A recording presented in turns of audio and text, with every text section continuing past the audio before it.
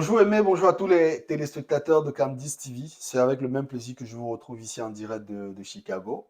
Voilà. Tu as dit un peu fort, je dirais très très fort. Ce que j'ai vécu ces derniers jours est quelque chose d'irréaliste, c'est lunaire.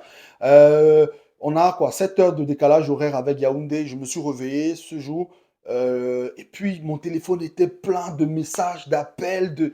J'ai jamais vu ça, mon téléphone n'arrêtait pas de crépiter. Et là, on m'a envoyé un lien, on m'a dit vraiment, tu as bouffé la tontine sur Internet et tout. Je ne comprenais pas. Je suis tombé sur ce lien de Médiatude, des confrères de Médiatude, et je compris, j'ai vu la vidéo de 41 secondes. Je me suis demandé, est-ce que les gens ont pris au moins le temps de regarder l'émission qui elle, a duré 2h30, ou de regarder mon intervention qui a duré une dizaine de minutes, afin de comprendre au moins le contexte.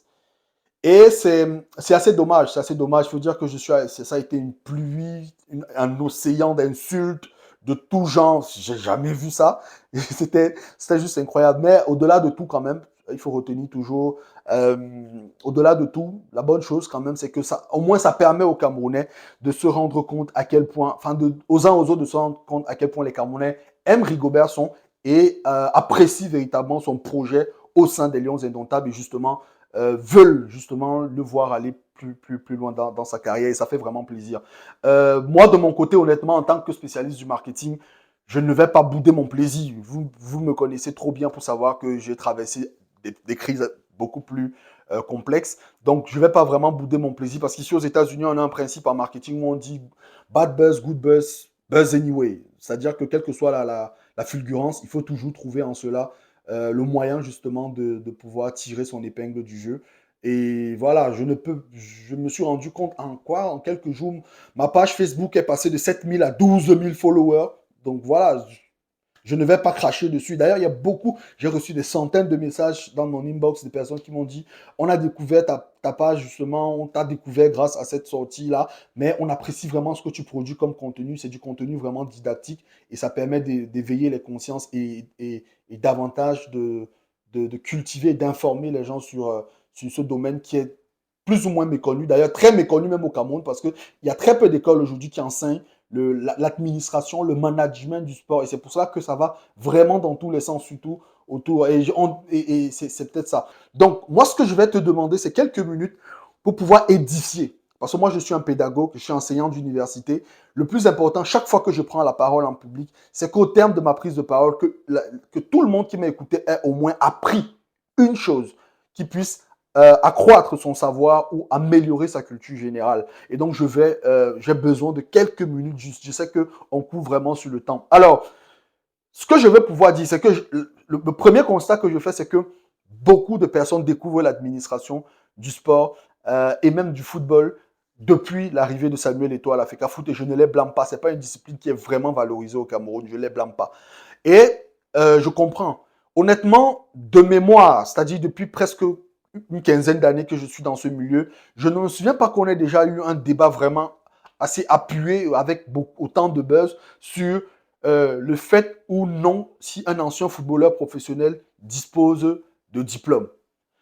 Le débat ne s'est jamais posé de cette façon-là, en fait. Et même dans ce cas, le débat ne se posait pas de cette façon-là. Je vais juste expliquer aux uns aux autres. Lorsqu'on a un ancien footballeur professionnel, j'insiste sur professionnel, sur présentation d'un certain nombre de pièces justificatives, on peut obtenir par le truchement d'un mécanisme qu'on appelle la validation des acquis ou la valorisation des acquis dans certains pays, eh bien, des certifications qui nous permettent d'entraîner au niveau amateur. Mais la question qu'on pose, lorsqu'on parle des lions indomptables du Cameroun, lorsqu'on parle de... On m'invite dans une émission où je dois intervenir, je ne pense pas que ce soit pour parler du football amateur, c'est pour parler du football professionnel. Et concernant le volet professionnel, c'est-à-dire les acquis professionnels de Rigobert Song, ça n'a jamais fait débat. Pourquoi? Parce qu'il existe au Cameroun. Et je pense que tous ceux qui sont honnêtes dans le milieu, pas ceux qui découvrent aujourd'hui le football, savent que chaque fois qu'on a parlé des acquis professionnels de Rigobert Song, on est toujours parti du principe selon lequel, eh bien, il a un diplôme professionnel d'entraîneur de football euh, obtenu à Clairefontaine dans la même promotion que Zinedine Zidane. Ce n'est pas disons que c'est quelque chose qui est assez répandu, en fait. Et c'était à ce niveau que se posait le débat. Moi-même, je suis tombé dans ce panneau. Tout le monde est tombé dans ce panneau. Et Aimé, je te connais assez honnête et sérieux pour savoir que toi-même également, tu es tombé dans ce panneau. Et même Bobo Fabien, avec qui on a fait pas mal de plateaux, que ce soit à la CRTV, sur pas mal de plateaux, il reconnaîtra sur le plateau que lui-même, il est tombé dans ce panneau. Tout le monde pensait cela. Et c'est pour ça que le débat ne s'était jamais posé au niveau, que ce soit amateur ou professionnel, parce qu'on se disait, amateur, d'office, il a le diplôme, mais professionnel, d'office, il a aussi parce que Claire Fontaine et tout et tout. Et et quand le débat se pose aujourd'hui, ça ne se pose pas de savoir si Rigaud a ou non les diplômes. Ça, je veux dire, c'est pas à ce niveau que se pose le problème. Si j'ai été mal perçu ou si j'ai été mal compris à ce niveau, si j'ai heurté des sensibilités, je demande humblement pardon à ceux qui ont été heurtés, mais je dis encore, le débat n'était pas là. Le débat était de savoir, ok, est-ce qu'il a les acquis professionnels? On assumait tous que oui, il les a.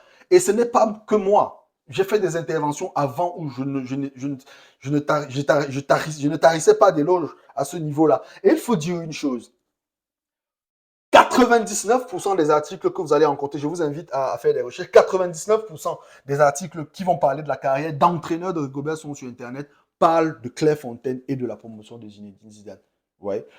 Tout le monde, d'ailleurs, une consoeur à moi et ancienne camarade de l'Estique, et aimée Catherine Moukouri, a commenté une de mes publications où elle disait, mais on a vu la vidéo avec Zidane. Tout le monde a vu cette vidéo avec Zidane. Et en partant de là, on s'est dit, forcément, ils ont fait la même promotion. Mais ce n'était pas ça. Et donc, j'ai donc décidé de me remettre en question et de me poser les bonnes questions et de faire des recherches scientifiques. Et au terme de ces recherches-là, j'ai découvert que non, il n'était pas diplômé de Clairefontaine d'un. Et surtout, il ne faisait pas partie de la promotion des Zinedine. Et c'est cette vérité que je suis venu restituer pour dire, longtemps, j'ai pensé ceci. Longtemps, dans le milieu, on a pensé ceci, mais en fait, cette vérité n'est pas la bonne. Et nous découvrons donc, au terme de ces recherches, et des recherches qui ont également été poussées par des personnes après moi, que Rigaud dispose d'un BEF, qui est donc un brevet d'entraîneur de football, qui est donc un diplôme amateur. Maintenant, pour recentrer le débat, je ne veux pas qu'on s'éloigne. La question était de savoir, est-ce que le Cameroun, 10e nation de football dans l'histoire, 10e nation dans l'histoire du football dans le monde, en termes de palmarès international, devrait aujourd'hui, lorsqu'elle va en compétition, avoir un entraîneur qui a des diplômes amateurs ou qui a un niveau amateur. Et là, beaucoup de personnes ont dit non, vous ne pouvez pas dire ça. D'abord, Rigobertson, il ne peut pas être amateur, il est professionnel. D'ailleurs, est-ce que la FIFA ou la CAF peut permettre à un amateur de s'asseoir sur le banc? Oui, je vous l'informe que oui, aujourd'hui, oui. Pourquoi? Parce que c'est peut-être une petite curiosité dans le football. Il n'existe pas de cursus de sélectionneur. En compétition internationale, on reconnaît le sélectionneur et non l'entraîneur. Et le sélectionneur, il n'existe pas un diplôme de sélectionneur. Du moins pas encore. Du moins pas au moment où vous avez lancé cet appel. Ça n'existait pas encore. Peut-être ça existe déjà, mais ça n'existait pas encore. Ça dit que 2 ou 3 minutes avant. Donc, du coup, la FIFA n'est pas exigeante sur des diplômes du sélectionneur puisqu'elle n'a pas de cursus de sélectionneur. C'est pour cela que même avec un diplôme d'amateur, vous pouvez justement être sélectionneur. Donc, je réponds déjà à cette question. Et maintenant, d'autres m'ont dit, mais oui, mais de toute façon, même s'il est amateur, ça ne dérange pas. Il est sélectionneur manager. Je dis, ok, ce que vous dites a du sens. Mais sauf qu'en administration, pas qu'en administration du sport, en administration de manière générale, il y a un principe qui stipule ceci, qui peut le plus, peut le moins. Ça veut dire quoi? Ça veut dire que si on vous nomme chef d'une équipe, vous avez au moins les compétences des personnes qui sont hiérarchiquement en dessous de vous. J'explique ça terre à terre. Et même, si on vous nomme aujourd'hui rédacteur en chef de Cam10 TV, ça veut dire qu'à la base, vous êtes d'abord rédacteur. Avant maintenant d'être rédacteur en chef. Ce qui signifie que si un des membres de votre équipe fait défection, qui peut le plus, peut le moins, vous pouvez le remplacer. Et quand on transmet ça dans l'équipe nationale, Rigobertson est à la tête d'un entraîneur qui a un niveau professionnel, des autres membres du staff qui ont un niveau professionnel, des joueurs qui sont tous des professionnels. Si un des membres de son équipe fait défection, il doit pouvoir remplacer. Est-ce que lui, avec un niveau amateur, peut remplacer quelqu'un qui a un niveau professionnel? Voilà où se posait le vrai débat. Je ne sais pas pourquoi on a tourner ce débat en quelque chose qui est devenu un buzz qui, selon moi, n'avait pas lieu d'être réellement. Et c'est ça aujourd'hui la préoccupation. Et sur le plateau de votre consoeur de Candice, j'ai clairement expliqué que ceci ne serait pas arrivé si on avait réformé la DTN, la Direction Technique Nationale. Parce que la Direction Technique Nationale aurait travaillé sur ce genre de cas au préalable. Les textes de la Direction Technique Nationale aujourd'hui interdisent au DTN de connaître des questions des équipes Fagnon, ce qui est un problème. Parce que si ce texte avait été réformé, eh bien, le DTN, lui, peut faire ce travail au préalable. Et si il se rend compte que le sélectionneur n'est pas au niveau professionnel, de deux choses l'une, il peut signaler cela, ou d'autres choses, il peut recycler le sélectionneur et lui permettre et travailler avec lui pour qu'il puisse atteindre le niveau professionnel. Et c'est ça le travail du DTN. C'est pour cela que je proposais qu'on réforme la DTN et que la DTN parte du petit bureau pour un centre technique. Aujourd'hui, on a 2 centres techniques de niveau international, notamment le centre technique d'Odia et le centre technique de Mankomo.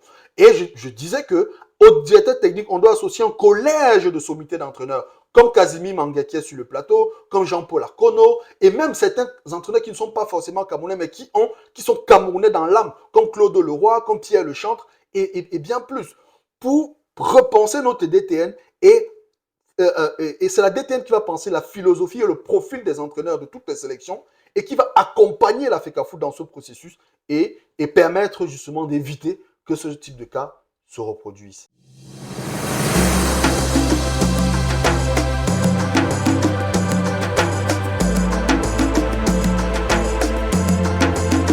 Je pense pour moi que Rigobert Song doit rester dans la tanière. Ça, c'est mon point de vue. Je pense que Rigobert Song doit rester dans la tanière des Lions indomptables. Maintenant, pas en tant qu'entraîneur-sélectionneur. Je crois que ce qu'on vient d'évoquer préalablement nous le démontre à profusion. Mais il peut occuper un poste dans la tanière qui puisse permettre d'être au contact des joueurs et de leur transmettre non seulement son savoir, son expérience et même ces ondes positives qu'on appelle généralement dans notre jargon le Hemley. Il peut le faire. Je vous invite à faire la recherche. Recherchez cette vidéo de Rigobert Song. Je crois qu'il s'adressait à des jeunes stagiaires entraîneurs et il leur racontait son histoire, son parcours de footballeur. Cette histoire va vous faire couler des larmes. Il a la capacité, avec ses propres mots, qui ne sont pas forcément des mots à la Molière, il réussit à te transmettre, à te raconter son histoire, comment il est parti de sans-abri, de sans domicile fixe à Bafoussam, à aujourd'hui le joueur le plus capé de l'histoire du Cameroun, le joueur le plus capé de l'histoire de la CAN et tout ce qui va avec. Moi, je pense que c'est quelqu'un qui doit rester dans la tanière et qui doit transmettre ce truc. Maintenant, il nous faut logiquement et très clairement un entraîneur national chevronné. Ce serait dommage parce qu'on reparte vers des entraîneurs expatriés. Pourtant, quand même, on a des compétences, que ce soit sur le plan local et même international.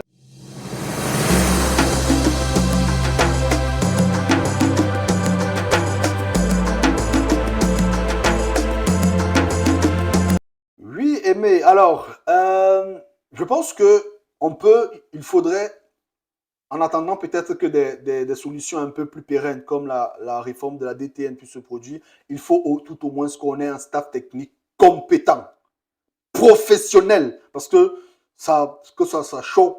Il nous faut un staff professionnel, parce que les équipes contre lesquelles on va jouer ont des staffs professionnels. Il nous faut un staff professionnel. Ça, c'est dingue. Je pense quand même que ce n'est pas la chose la plus difficile pour la FECAFOOT. Une fois qu'on a mis sur pied le staff professionnel, personnellement, je souhaiterais qu'on puisse laisser ce staff faire son travail, Aimé. Le staff doit faire son travail en toute quiétude. C'est-à-dire que un entraîneur peut décider de sélectionner qui il veut en fonction de sa philosophie de jeu, sans se demander est-ce que ça va déranger tel ou est-ce que ça va déranger tel. Que le staff puisse avoir les mains libres. Pourquoi? Et même, Mokoko, je vais vous prendre un exemple simple.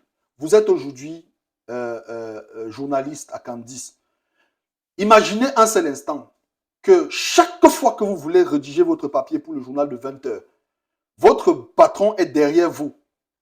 Il vous regarde. Supposons qu'il ne parle pas. Supposons même qu'il ne parle pas. Il ne vous dit pas ce que vous devez écrire. Mais il est derrière vous. C'est-à-dire qu'il ne vous dit pas que non, mets la virgule ici. Non, mais il est derrière vous. Chaque jour, il vous regarde. Il est derrière vous. Il croise les bras. Il est derrière vous. Vous-même, est-ce que vous pensez que ça va vous donner le plein rendement?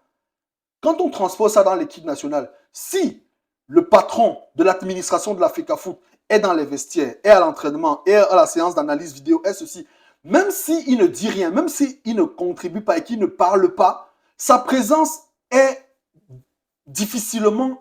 Parce que même il y a des discours qu'un entraîneur peut dire à ses joueurs, soit pour les motiver, soit pour les galvaniser, mais qu'il ne peut pas dire parce que peut-être il est frustré par la présence de son patron. Et c'est normal. Moi, si je suis avec mon patron quelque part, il y a des choses que je peux dire, il y a des choses que je ne peux pas dire. Je peux me lâcher, je ne peux pas me lâcher parce que mon patron, je dois... Et c'est ça, c'est ce qu'on essaye d'expliquer aujourd'hui. C'est des choses simples et basiques. Un président de fédération n'a pas à être partout. Ça frustre. Je ne sais pas si vous vous rendez compte. L'exemple que je viens de prendre le démontre très bien. Quel que soit le métier que vous faites, imaginez, je ne sais pas quel est le métier que vous faites, chers téléspectateurs. Supposons vous êtes devant, vous êtes sur votre ordinateur et chaque fois votre patron est derrière vous, même s'il ne parle pas. Est-ce que vous pensez que vous êtes dans le plein potentiel?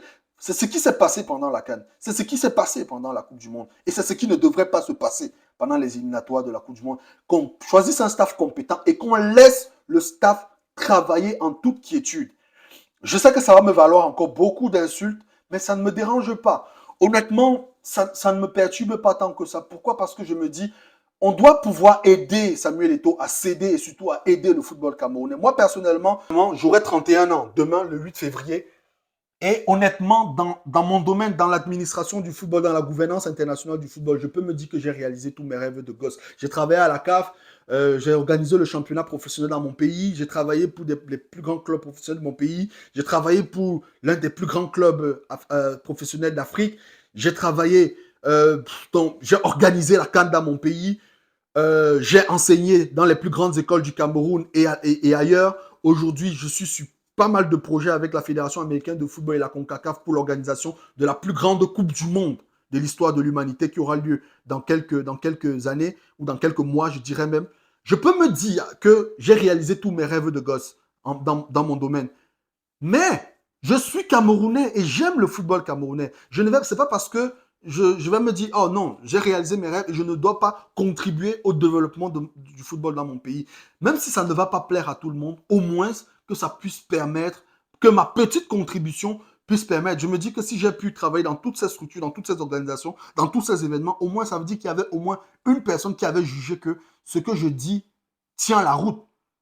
Et donc, partant de ce principe-là, je pense que ce que je dis peut être utile à tous ceux qui dirigent aujourd'hui notre football de la base jusqu'au sommet. Donc, voilà un peu ce que je voulais dire par rapport à cette situation. Aimé, je sais que j'ai été un peu long, mais il était important pour moi de pouvoir édifier les uns et les autres sur ce domaine qui est très, très, très mal connu des Camerounais.